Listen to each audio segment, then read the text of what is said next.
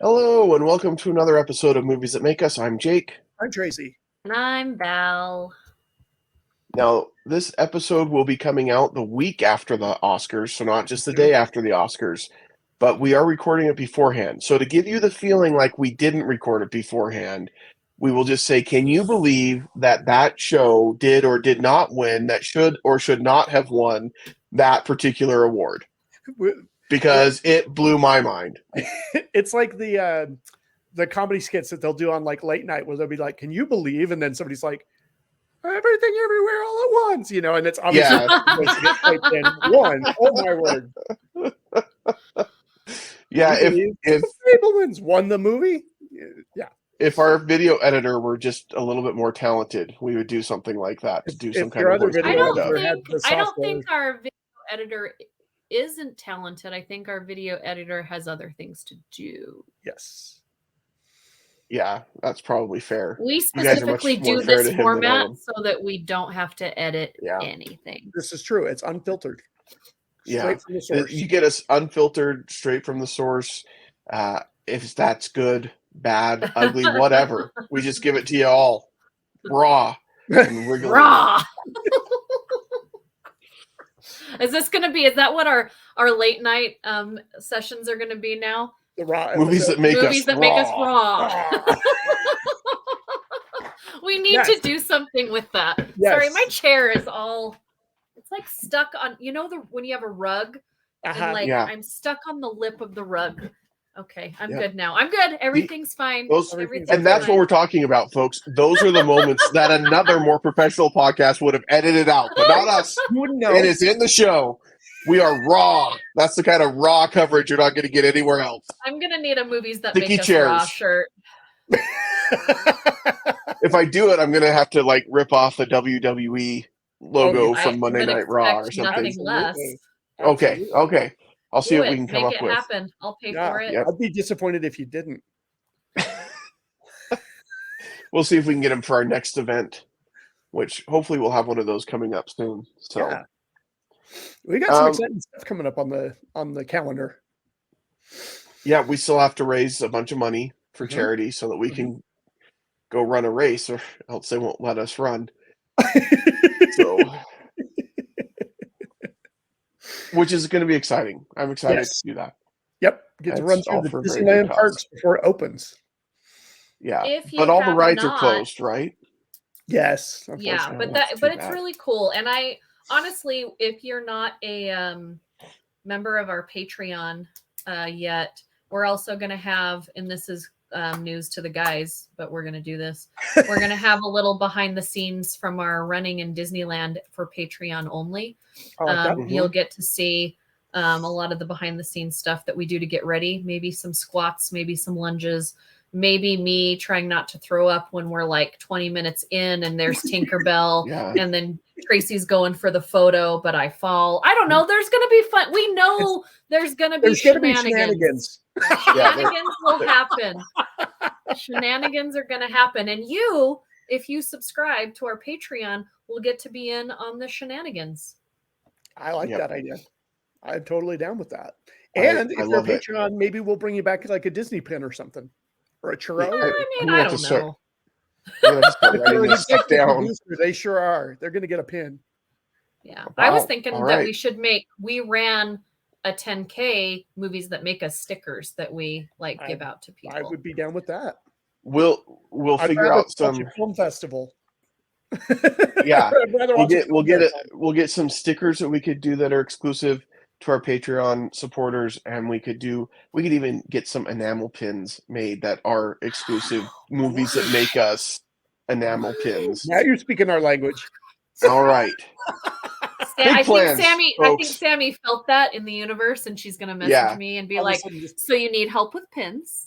Yeah, Eliza poked her head in when I said pins and said, what? Pins? Huh? She didn't, but she would have. that seriously, folks, this is the kind of raw experience you get on movies that make us. Sometimes we do an episode where we talk about a movie, and sometimes we do an episode that's a planning session for what we're doing this year. You never know. And sometimes it's a little bit of both. We're definitely going to talk about the movie this time because it's Tracy's birthday. What? So Tracy got to pick a movie. Now, this is, if you're new to hanging out with us, right? I feel like you're not welcome just sitting or watching. You're hanging. Like you're hanging out, right? Chilling. Tracy is like a super fun guy, super nice, so helpful, so thoughtful, like one of the best humans I think I've ever met. This sentence is going to have the biggest butt I've ever heard. For us to watch. Yeah. No. If you have not, before we get into the movie, if you have not subscribed to our YouTube channel, please do that now. Because we would love to have you as a subscriber, and please share this with your friends, because there's not a lot of other places you can go to get some phenomenal coverage of The Fountain and Cat Butt and Cat Butt. Yeah, hi bud. This episode of let me tell you guys what's happening here. This is the third episode we've recorded in a row, so if we seem a bit loopy. And we're talking about The Fountain. So if we seem a bit loopy, that may be. So Tracy, tell us why we watched this movie. Okay, so we often talk about very fun movies, right? Right. We just did a whole run of James Bond. We just did a whole run of Creed, and there's another side to all of us, as with all of us. There's a more serious side, and these are the movies that make us. And this is one that when I saw really affected me. And every time I see it, I get something different out of it. And it's something that I've been dealing with a lot, and we'll get into as we discuss it. But a lot of times we joke about Sharknado, and I'm big for dumb, silly disaster movies. I love the Shazam. I love the Marvel stuff, but this is such a beautifully shot, and the story behind it and the making of it is just so good. And this is a movie, if you haven't seen it, hopefully this conversation might inspire you to go check it out. It's Darren Aronofsky, who you might know from like Noah. He did Mother. He did Pi, Requiem for a Dream. He just did The Whale. I think it's just Pi. Oh, okay. Yeah, which is like I think his first movie, I want to say. He just directed The Whale with Brendan Fraser. Speaking of Academy Award, it's not his. I don't know that I'd throw that one in there. I wouldn't either, but I'm just saying that's where you may have heard of him. Yeah, you can get that in a box set called the Feel Good Hits of Darren Aronofsky. Darren Aronofsky. Yeah, The Wrestlers are actually kind of. I really like The Wrestler, by the way. That's a good movie. This is the thing about your pick is I feel like it's one of those movies that you either feel so strongly about because you connected to it, or you didn't quite get it and you need some direction, which I think this is why this is a good conversation, because this is the third time I've seen this movie. It's been a while since I've watched it. And so I don't need much direction, but then Dave is like, what the heck is happening? Right. Who's making you watch this? That's what he said. This is the same guy that went to Cocaine Bear. But I think who's making you watch this, and do I need to beat them up? It's a very A24 movie before A24 existed. Yeah. A24 did not exist when this movie came out, but with A24 that you're going to get something that is very outside the box. You're going to get something that makes you feel uncomfortable, but in a way that should cause a conversation to happen. And A24 is either a huge hit for me or a huge miss for me. Absolutely.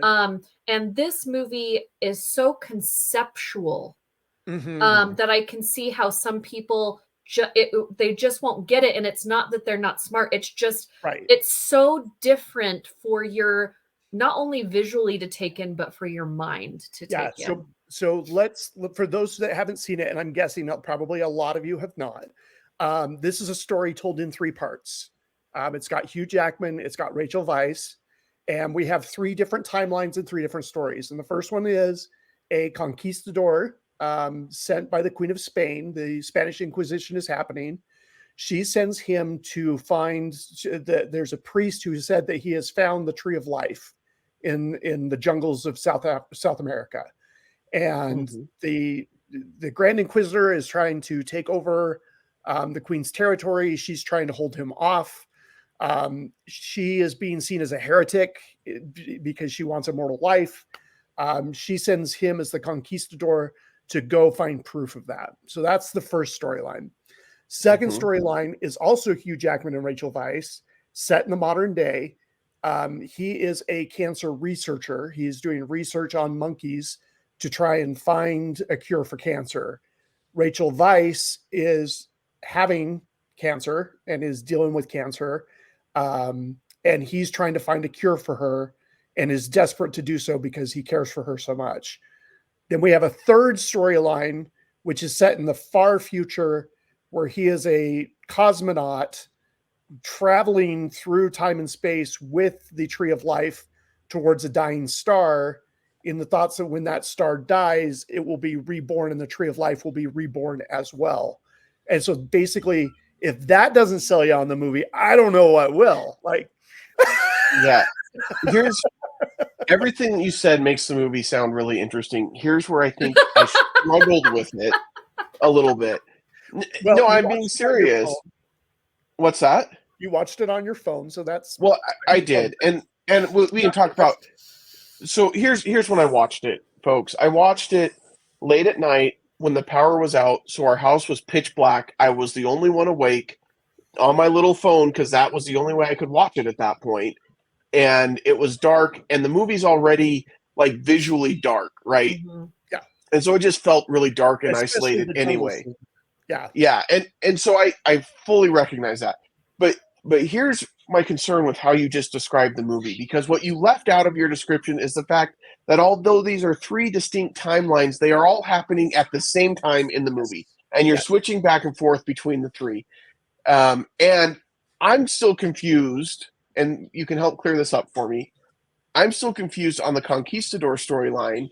Is that actually something that happened, and supposedly that was him and her in the past, or is that her manuscript? Because that's where it's kind of referred to as in her manuscript, and she's telling him to finish the story, which he finally does in the future as a cosmonaut, which I didn't realize he was a cosmonaut. I thought he was just a dude floating in a bubble in space. I didn't know what the connection was there. It's metaphorical. So, and it's open for interpretation. And Aronofsky has said that he doesn't want to give a definitive answer. But the thing that all 3 of these stories are dealing with is the idea of trying to overcome death.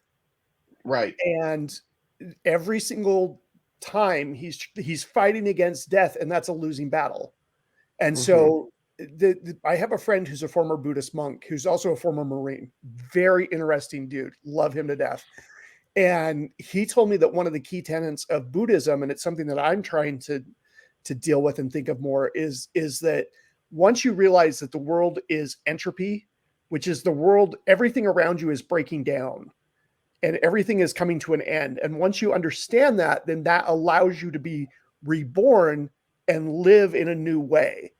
And I think that's a lot of what this movie is getting at. And so you have these 3 stories that are being intertwined, and they are being repetitive. And you have lines that are said in the conquistador story that are then said in the cancer story.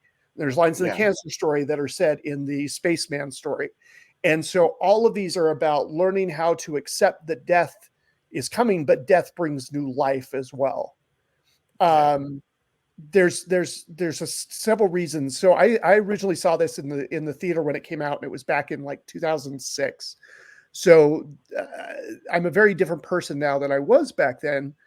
But the scene where he finds out that her cancer is there, and he walks outside and everything is silent. And I love how visually all this stuff is happening. He's in New York, or it appears to be New York. There's construction going on. There's the shower of sparks coming down off the building because somebody's obviously grinding. There's traffic, and it's just silent. until he almost gets hit by a car. And then all of a sudden the sound pops back in. And when Lisa was diagnosed with cancer, that's the scene that I thought of, because that's how you feel. It's like the world just kind of goes silent. And I didn't talk to you guys about this, and I haven't discussed it much publicly, but we had a scare the last couple weeks in that she got in for her mammogram, as she does multiple times a year now. And they said, there's something suspicious that we need to take a look at. So she had to go back in, and it was in the same spot and about the same size as the tumor was when we caught it the last time. And so they did a mammogram, and we can't tell what this is. And then they did an ultrasound, and we still can't tell what this is. And so then they had to do a biopsy. And luckily the biopsy came back, fibrous tissues, necrotic tissue, everything's fine. Cancer's not there. Everything's good. But it was like for a week, I was just in knots, and I can't even imagine what she was going through. But you know, it's just like, and then this is really, March is just a weird, difficult time for me now. And this is coming out on my birthday, and this is such a weird thing for a birthday episode, but it's something. So this is today. Well, actually tomorrow will be the 5-year anniversary of my mom passing. And we actually had the funeral on my birthday because it was the only decent weather day that week. And so this will actually be coming out on the day that we had to let my mom go and have the funeral. And I've talked before a little bit about how there's this midlife crisis kind of going on. And I've always feared death. Like ever since I was a teenager, like I was such a different person back in my high school days. You guys wouldn't even like recognize me. I was like the quiet kid who wrote like death poetry. Right. And so I've spent a lot of my life trying to accept that this is going to happen. And how do I live my life in such a way that I'm living every moment as best I can? Like there are some things where we have to go to work.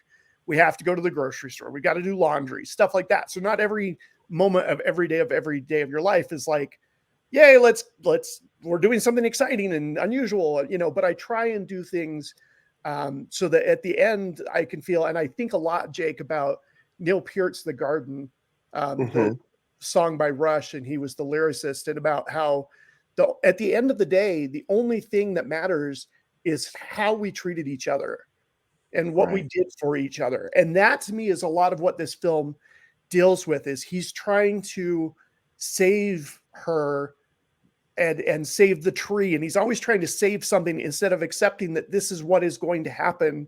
And he's not living the moment. Like she a couple times says to him, let's go for a walk. It's the first snowfall. And he's like, no, I need to work on this. I'm trying to find a cure for you.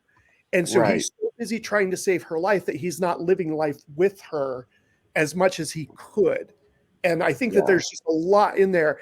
And it's a heavy movie. It really is, but it's something that I feel like that we don't discuss in movies like often. We don't discuss death, which I totally get. It's not a megaplex theater, you know, come on in. It's not going to fill the theater up. It's not going to fill the theater, but I think that it's something that we as a Western society tend not to talk about, you know.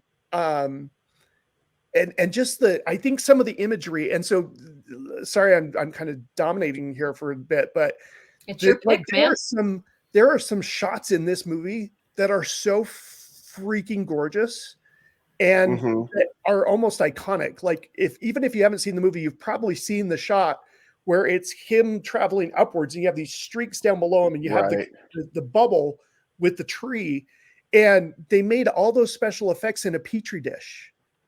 Wow. Like this isn't computer generated. They took they would shoot at some of the stuff that shoot at 6 frames a second, and other stuff they're shooting at 2,000 frames a second. And they're doing yeast and curry powder and all these different things causing reactions. And then they would put that into the computer and distort them and warp them. And that became the outer space. And they liked the idea of having it be, well, A, it was for budget, but B, it was for having something organic and having something that was microscopic, filling in for the bigger picture in a lot of ways. This has been a really interesting moment as I've been listening to you talk about this movie.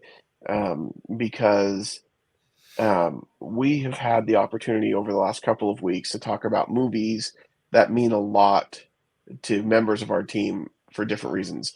Val, when you broke down Creed 2 and why you were so passionate about that movie and why it mattered to you, and now Tracy listening to you talk about this, like, I don't have that same connection with The Fountain right that you do. And so for me, I was thinking of it from a very outsider point of view and sure what my thoughts were on it. This is what I love about film and what I love about these movies that we talk about is now I've heard your perspective on it, and it makes me want to go sit down and watch the movie again with that perspective and On a that bigger thought screen. on a bigger screen, not alone in the dark. But I mean, I think Alone in the Dark is fine. Alone in Just, the you Dark know, is on a bigger screen. bigger screen will help. Yeah. But I think, but all that aside, like, it makes me want to go watch the movie again to experience it with your perspective a little bit more, because I think I would appreciate it more. And that's what I love. That's what makes art so amazing, is because when you talk to other people about it and you get their impressions, it gives you a whole new outlook and a whole new perspective on something. And I just love those kinds of conversations. And so I'm more excited about this film now, having heard you share stuff. It's one that definitely needs repeat viewings. Like the first time I saw it, I was like, okay, I get it, but I find something different each time, and I find the background of the film just as fascinating. So originally, this was going to have Cate Blanchett, which we talked about last week a little bit, or in our Patreon episode. Was it not amazing when she slapped Michelle Yeoh on the Oscars? Incredible. We called it. We called it here first. Everybody's like, you know what? The Will Smith one was fake, but this one was real. And I'm like, no, this one was staged. Come on, you guys. You know, yeah. I mean, we're all marks. But originally, this was going to have Cate Blanchett and Brad Pitt, which he kind of did a similar movie. Yeah, that was the first movie I took Dave to, and he was like, I don't know. That Brad Pitt in space, arrow something, it didn't make sense. Oh, this was even a different one. It's it's another Tree of Life type. Oh, yes, I know what you're thinking. Yeah, I'm going to look it up while you're talking about it, and I'm going to tell you what it was. But originally, the budget was $70 million, and they went ahead and they started building sets in Australia, and they built a 5-story Mayan temple, and was ready to go. And Brad Pitt had creative differences with Darren Aronofsky, and Brad Pitt said, I'm not going to do it. And he pulled out like 7 weeks before shooting. Oh God. Which that's crunch time. Yeah. You know, you're ready. You've hired people, you've got sets built, you've got costumes, you've got everything ready to go pretty much. Calling you. And so they shut down the film to recoup some of the money. They had to auction stuff off and disabled or dismantled the set that they built. Do you have the movie? I do, and we're all going to feel really silly when I say the name, because it's called The Tree of Life. Okay. Here's another one that was about the Tree of Life, but I can't remember the name. What it was called. We're awesome. So this movie, originally he thought of this movie when both of his parents got diagnosed with cancer, and they survived, but this was right when they had been diagnosed. And so he started thinking about it and building it. Then he got the production deal. They had Brad Pitt. Everything was ready to go. Brad Pitt drops out. The movie goes into limbo. And he thinks this movie's never going to be made. And he ends up taking the script and just kind of slimming it down, and takes all the storyboards and all the pre-production work and gives it over to Vertigo Comics. And they actually make a graphic novel, because he's like, this is as close as I'm ever going to get to make this movie. And then as they're publishing that graphic novel, he gets the word that if he can trim down the budget to $35 million, then Hugh Jackman will join. And Hugh Jackman will take a huge pay cut in order to join the movie. This is before Hugh Jackman was Hugh Jackman. Hugh Jackman. Like, he was still well known, but but not the box office. Yeah. No. And so then he was trying to find his Isabel, and Hugh Jackman was like, cast Rachel Weisz. And Darren Aronofsky was dating her at the time, and he's like, I don't want to do that. And he's like, no, you need to cast her. And Darren Aronofsky's like, I don't want favoritism. It's going to be weird, and I just don't want to do that. And Hugh Jackman kept pressuring him into it until he finally did. And I think that she's a very underrated actress, in my opinion. I think she was really great in this. And I don't want to take away from your story at all. Please. But I hadn't. So this movie came out the year after my mom passed. Mm. So the first time I watched it, I was just numb. Yeah. And then I just watched it again on her birthday was last week. And so I'm sitting there and I remember my mom in her little hat, and she was so tiny, because she was going through cancer treatment. And you just sit there. I was so frustrated with Hugh Jackman's character the whole time because when you go through something like that and you're watching a person that you care about die. Yeah. Like we're all dying, but like, that the end they're dwindling away. Right. And that was a time in my life where my career was taking off. I was at Radio Disney, like things were really great. And I regret making myself so busy. Yeah. Like the last 2 weeks that she was alive, I came over every other night and spent the night here with my mom. And came over before work and, did things, but I had so much other time, like we wait until they're almost gone instead of spending time with them when they can actually do things. And so all of these scenes of her, like come out, I'm in the snow and she's looking up at the sky and he finally just goes out and I'm like, yay, he went out there, and then he was like serious for a minute. And then I loved it when she turned around and he's like, just be careful. He was getting mad at her that she didn't have shoes on. And then he threw a snowball at her. And I was just like, I loved that moment. And there were so many things that I caught this time that I watched it than the first time that I had watched it, because it was too hard to watch it the first time, because you want to be the one that saves them. But at the same time, all they want is time with you. Yeah. And so I was just so frustrated at him, really, because I'm just frustrated at myself that I wasn't there. Like my mom had cancer for 10 years. She's lucky. Wow. You know what I mean? Like she found out she had cancer and she lived for 10 years. That's incredible. And there were times that she didn't even feel like she had cancer. She's like, I feel like I was misdiagnosed because she was going to work and doing all these things. So we took that time for granted. Sure. And you get busy in your life. And so that's the one thing I loved that they showed in this movie is that he was making himself so busy. And then his mentor or boss or if I said, what are you doing here? Like what? She's in the hospital alone. Like you left her alone. And all he's thinking is he's doing the right thing because he's trying to save her, but really he needs to be with her. And I thought that was such a good message. Yeah, absolutely. And I don't know which is harder, Val, because I lost my mom really suddenly. And basically it was just over a day. And it's so hard because it's like you almost wish that you would have known that it was coming so you could have spent more time. But at the same time, it's like, I think that's just as difficult. I think it's hard either way. I don't think it's ever easy losing someone that you care about.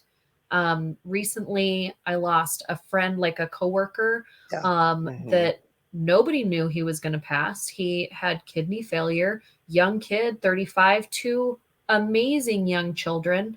And it was like, we had no idea. Yeah. You know what I mean? Like, so I don't think it's ever easy. And I think this movie is so great because instead of spending time trying to live on forever, whatever that means for you, if you spend time in the moment, like even the conquistador, when he heads out there, like nothing is more important than finding that. He kills so many people. Yes. He ruins so many relationships. He goes beyond what he would do as a normal human being because of this for her. Yeah. But what if, instead of doing that, they did something else. You know what I mean? Like, Yeah, no, it's absolutely. just like, how important, what are you willing to give up for this? Right. And I really liked that message, but I have to say, my favorite thing about this movie was the coloring. Oh, yeah. The coloring and how they told the story with the coloring in this movie. There were points like when he's going through the hospital and just the coloring coming in from the different rooms makes you feel like you're in a futuristic area, but you're not. Like, this is not a futuristic thing, but they're trying to make you really feel outside of what the norm is. Well, and the thing that I love, and you hit the nail on the head for me, Val, is that the first time we see the conquistador, he's in silhouette. The first time we see the modern day guy, he's in silhouette at his desk. The first time we see the spaceman, he's in silhouette by the tree. And it's every time it starts dark, but it gets lighter. And that is an analogy of his character gaining insight and gaining knowledge and getting closer to the truth or to the light. And I mean, like the scene where he meets with the queen and they have like the lights on either side. She passes the ring. Oh, yeah. So beautiful. Yeah. Yeah. She's ethereal. Like, you just. And so much of her, it's like, it's interesting too, because they overexpose her. Or like, well, she's exposed correctly, but the background behind her is overexposed a lot, which you can easily blow somebody out, and they don't with her. And I think that's really, really. It's really reminiscent too. Here, I'm going to go ahead and throw this out. I knew I threw a way far one out last week. No, the last one made total sense. I'm sure this one will too. Very reminiscent of the Never-Ending Story. When he goes to meet, and she's in the very blown out background because they are in this. I had not made that connection. I'm trying to connect. No, that's great. I'm going to go with the connection because one of the things that I kind of struggled with this movie a little bit was, and this is similar to Never-Ending Story. I've always felt when I watch Never-Ending Story that this is like this really isolated place that's not connected to any bigger, larger world. And I felt that in this movie too. Like, I felt like the conquistador storyline, even the modern day storyline, and then the future, like there was no connection to anything outside. It was all very isolated from everything else that was going on. Right. And I think that was an intentional thing.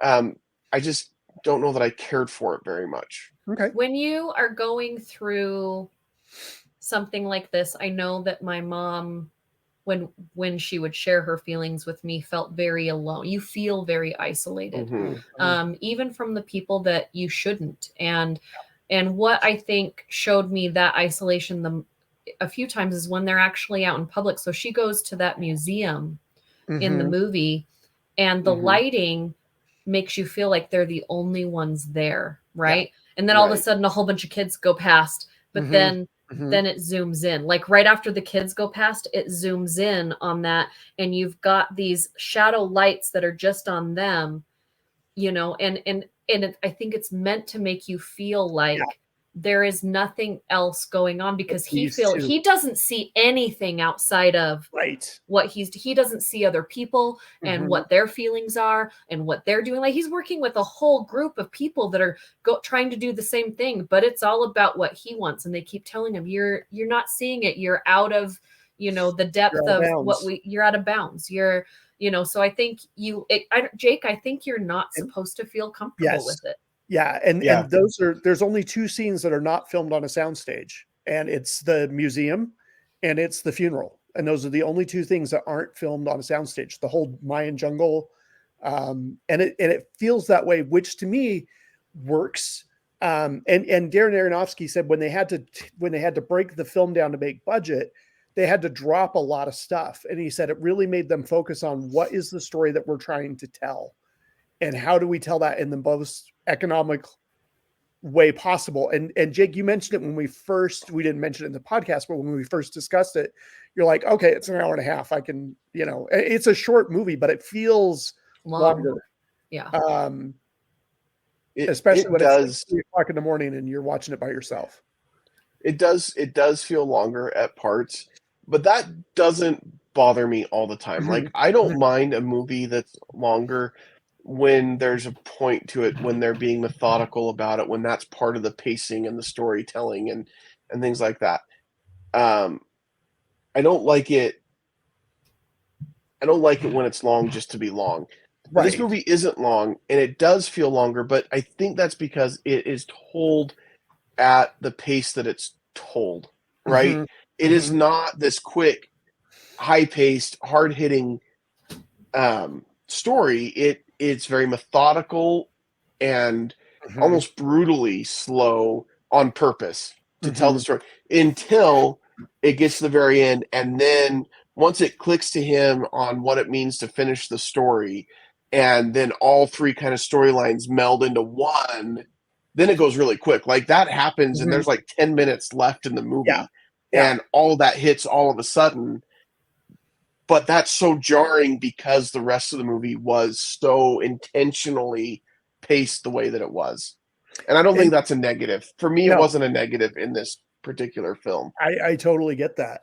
And I didn't I started to mention this before, but I didn't, and I meant to. It was when we saw Quantum Mania, like I'm like, there's nothing in Quantum Mania that like visually wowed me. Like I'm like, you have so much creative freedom Well, here. You except can do MODOK. well, yes, this I is mean, true. that obviously But was visually wowing.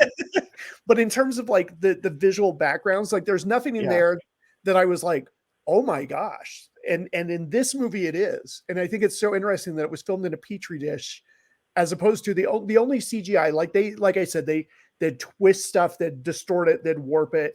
But the only scene that they really did a lot of CGI for was when the flowers bloom out of the conquistador because he drinks from the tree of life, and the Hmm. flowers burst forth and he becomes the first father. um the rest of it though is all organic, and those moments stick with me more than anything I saw in the millions of dollars that was spent in Quantum Mania. Yeah, and this is the thing that goes back and forth with special effects versus CGI, like practical effects versus CGI and things like that is, you know, do we appreciate the practical effects in Star Wars more than we do the CGI in Star Wars? Because let's face it, there's both in the Mhm, mhm. franchise and things like that. I think there's just a certain amount of filmmaking, different styles of filmmaking Yeah, involved in both. And when I look at something like Quantum Mania gives us a world, and I don't know that you necessarily need to compare these two movies because they are so very different, but just right, in a right. visual sense, it gives us this really fantastical world. But when I know that it's all CGI, that it's all generated by computer, like it makes it more run of the mill because so many movies today are that. This gives us this visual, amazing stuff that's not CGI, Yeah, but it makes you feel it. I don't know. There's just something about that style that's very appealing. And I'm not trying to come down on the high budget films of today because I right, enjoy right. those. Yeah, But there's absolutely. just something And the about people that that kind of work on those filmmaking. the people that work on those effects are incredibly talented. And I'm not Absolutely. saying they're less talented, but there's just, I don't know, this felt like it felt earned is the only word I can think of, as opposed it Yeah. just felt more organic. I believed it. I'm like, wow, that is really cool. And I loved seeing it on the big screen because it was shot on film and it was present at the time, it was presented on film, projected on film. And there's just something about that experience that, and I think that's why the Mandalorian works so well, is because they meld the physical and the CGI. Yeah. So, Yeah. but Uh, it's definitely a movie that it takes time and it sits with you. It's not one that you can just be like, and I posted on Facebook, I'm like, hey, it's Friday night, I'm going to watch this art film. But there are times where that's what I do want to do sometimes. I do want to have Yeah. just a quiet well, night with something that makes me think. yeah. And there is something great about, like, I haven't stopped thinking about this film since I watched it. Nice. Because, like, what is the symbolism? What does it mean? What, you know, And it pulls from a lot of different types of stories. It's got biblical stuff. It's got yeah, mythological stuff. It's like But I love that. It's kind of like this mixture of all these things telling this story that we can all relate to. The one thing I wish that wasn't in it was when he started tattooing the ring on his hand, because I just can't. Like, I had to look away. I was like, no, just don't poke your hand with the pen. That's when Dave was like, "Oh, what?" I'm going to lean forward now. Yeah. I thought No, of Dave he whenever doesn't watched appreciate that kind of tattooing either. But it. don't tattoo yourself with a pen and Yeah. ink. Yeah. Not a good idea. And dirt. Yeah. It kind of made me think of, I watched a really interesting documentary about like the Aboriginal tattoos. Yeah. And how it's like a needle with a stick. Uh-huh. And they just, if you want some pain. Oh, I don't. But I think the end result is amazing. Yeah. Some of those designs and tattoos that they have are just really stunning. Yeah. Just like in Moana when they're doing that, and he's like, "Am I almost done?" And they just started, and she's like, "Yeah, you're close." Mm-hmm. Just he only has like 2. Yeah, that's painful. So I mean, again, it seems weird to choose this one as a birthday. And next birthday will be much livelier. No, I think happier, but that's what Movies That Make Us is about. It's not movies that make us happy. That's not our show. Right. It's movies that make us who we are. Yeah. And I think everybody has a movie from almost any genre that makes them think. Like, one of my favorite movies is Saving Private Ryan. I wouldn't say that's a happy movie, but I love that movie and I can watch it over and over. Schindler's List, freaking amazing movie, not happy movie, you know. And I know those are both blockbusters. Yes, I also love independent films as well. Those are just the first ones that came off the top of my head. But you know, the fact that I will go from Creed 2 to Pride and Prejudice, like those are 2 movies that I would watch on a weekly basis if I could. So yeah, that make a good metaphorical connection. I think, to me, it's like when you go on a trip, you go out of town or something, and we've all been there, and you're eating out every night because that's what you do on a trip, and then you come home and you have that like home cooked meal. You like the food you were eating on the trip; it was delicious, but then having that home cooked, it's just kind of a palate cleanser, and it just tastes that much better. So it was great talking about the James Bond movies and the Creed movies, and those were fun and those were great. But then it was also nice. It's nice to put on a movie where you sit down to watch it and you think, okay, this is going to be a very different experience, but I'm here for it. And I think that was a good thing. Well, and I like the fact that we can talk about these different movies, and it frustrates me too, because it seems like now studios are only going to be making really big tentpole movies, and we don't have these kind of mid-range dramas. And I think more of it's interesting because I've been watching Rian Johnson's Poker Face. I rewatched Yellow Jackets recently. I've really enjoyed Shrinking on Apple TV with Harrison Ford and Jason Segel. And to me, I think there's more interesting creative work happening on TV than there is in the movies, in the theatrical releases. Well, And I mean, but we do have A24 and Neon that come out every year that has something, and it's nice to see that those movies are now getting more play and showing up. You know, I don't think award shows aren't that important. Where it used to be, if it was nominated, people would go see everything that was nominated. That's what they saw. I don't think it's as important as it used to be, but it's still nice because Hollywood pays attention to that, and the money pays attention to that. And so when we see these stories that are different, that they're off the cuff, chances, and taking chances, hitting the mainstream, it's really good. But all of those shows that you mentioned are great. I haven't seen Yellow Jackets yet, but it's on my list. But I definitely, you and Dave and Sammy are going to enjoy that show. Okay, I will put that on my list. But yeah, I definitely think stuff like The Last of Us is probably some of the best. I want to say filmmaking, just because each episode, there has been some episodes in The Last of Us that could have been a standalone movie. 100%. And so, yeah, it's just, it makes my job a lot harder because I have a lot more to see, because now we have Netflix, Amazon, Paramount, Apple Plus making all of these amazing things that I have to review. What a hard life I live. But it used to be just what's in theaters, and now it's like 100 times more things. But yeah. Shoot, what was I going to say? Sorry. Oh no, it's okay. It'll come back. But yeah, I love championing the little. I mean, 35 million is still, especially in 2006, is still a big budget movie. But I like movies that take chances and that explore things that we don't necessarily think of. And as much as I love the superhero genre and the silly comedy or whatever, there is room in there for things that just work on a metaphorical level. And that's the thing too. Don't go into this thinking it's a plot heavy film. And I should have kind of given you a heads up, Jake. It is much more of an allegory and a metaphor than a plot. I mean, there is plot, there is story, but yeah. Yeah. You great? Yeah, let's do great. Anybody has anything else to? No, I think we've covered quite a bit on it.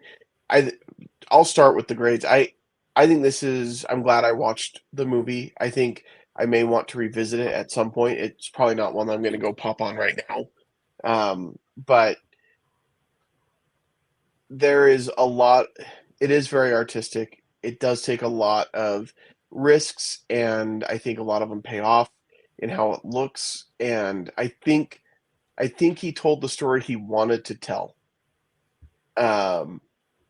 So overall, though, I'm going to give it a B. That's not a bad grade, but it's definitely not one that, like, if it was on and I'm cruising through the channels, I don't know that I would stop and watch it, but I also wouldn't turn it off if somebody wanted to watch it, or you know what I mean, or like it's good, and I'm glad that I watched it. I don't regret watching it, if that makes sense. Yeah, absolutely. Yeah, for me, it's a B- for me.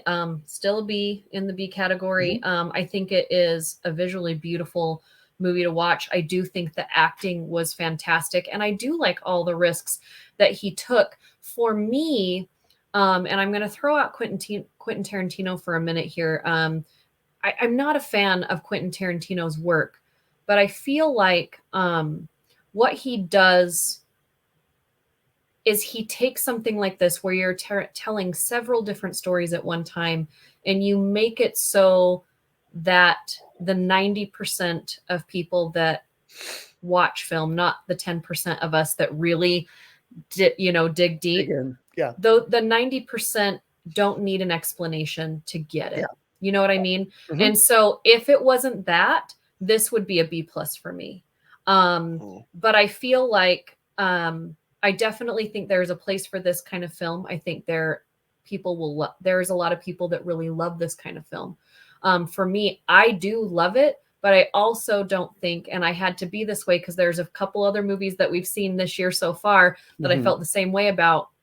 If I need an explanation, or if I need to see another movie for this movie to make sense for me, there's just a little something missing. And so I feel like his transitions in between these three different worlds and how they interact with each other could have been a little more, a little more thought out or transitional. I don't know what it is, but just a little more, I don't know.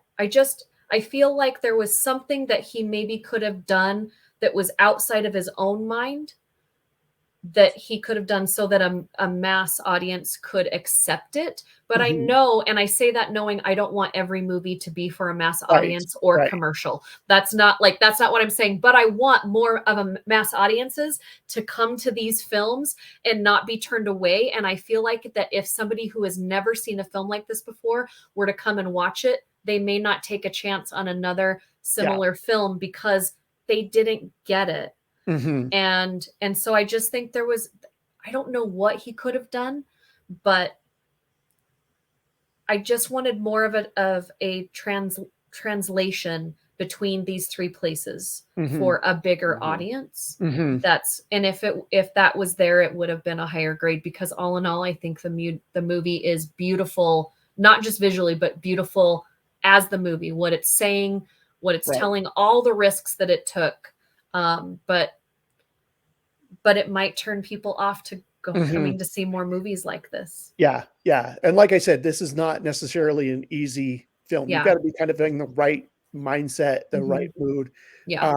It from the beginning, it struck a chord with me, and I totally see where both of you are coming from, and I agree with what you're saying. I never had a problem with the transitions. The more that I see it, the more it enriches for me. We didn't even talk about the score, and it's one of my favorite scores of all time. And when we talked a little bit about how they would have certain lines and certain visual motifs repeated throughout these stories. It's the same thing with the music, and just get a really, really good set of headphones and listen to Death is the Road to Awe, because that it has so much dynamic range, and it starts off just slow and quiet, and it builds to this crescendo, and then it drops again, and then it rebuilds. And there are bits and pieces of that particular song throughout the different songs and the different timelines. This one just really resonates for me. It's one that challenges me. It excites me. It interests me. It's one that, for whatever reason, it just hit me and continues to do so. So this one to me is an A+. Awesome. All right, there you go. You may have heard of The Fountain. You may have seen it before. Hopefully this conversation will lead you to want to either watch it the first time or watch it again. Check it out. I think it's worth checking out. Thank you for your support. Please follow us on whatever podcast platform you listen on, or subscribe to our YouTube channel, or do both. I mean, why not? Following is free, just so you know. Subscribing, also free. But we appreciate your support in any form. And until next time, we won't see you at the movies. Bye.